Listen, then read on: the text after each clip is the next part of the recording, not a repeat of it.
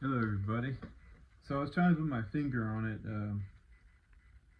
I was trying to lead Adam to, sort of look at how astronomers look at the stars, the preconceptions, the way they view things is with spectroscopy. So basically, the information they receive from concerning the light of the stars is what they base the majority of their data on, because that's all they're really working with is light and a little bit of gravity, but that's really about it. Most of it was spectroscopy. Unfortunately, a lot of early astronomers, they were working with very, very, very limited data, and this one sort of exacerbates that point. Most of the infrared spectrum is absorbed by the atmosphere, the gases around the Earth.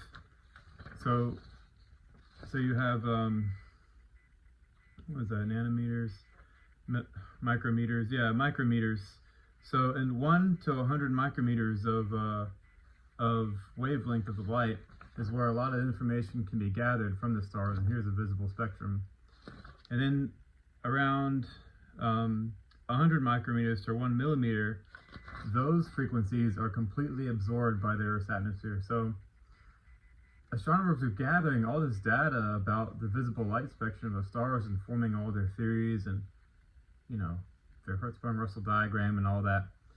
And then when the stars cooled down, there was less and less data, and then there's this big black patch right here where a lot of the stars emit in the thermal frequencies.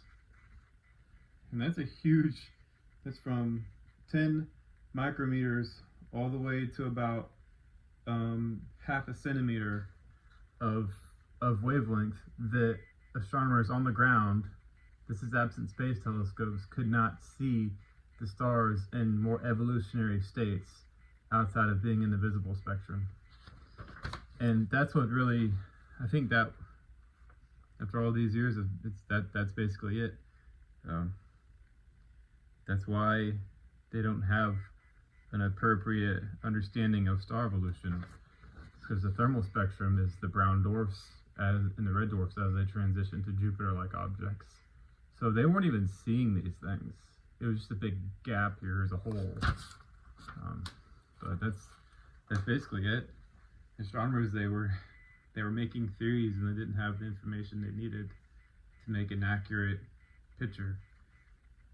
They had a puzzle without all the pieces, or the majority of the pieces, I should say.